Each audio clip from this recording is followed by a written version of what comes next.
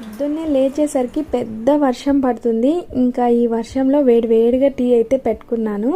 ఇంకా మా ఆయన కూడా లేచేసారనమాట. టీ పెట్టేసరికి ఇంక ఇద్దరం కూర్చొని కొంతసేపు అయితే మాట్లాడుకున్నాము. ఈ వర్షానికి 8 అయినా ఇంకా 6 అయినట్టే ఉంటుంది కదా టైం అస్సలు తెలియదండి.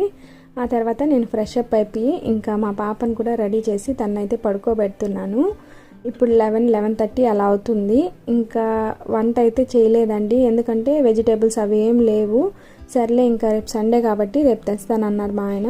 అందుకే వెజిటేబుల్ రైస్ అవి తీసుకొని వస్తానని చెప్పి బయటకు అయితే వెళ్ళారు.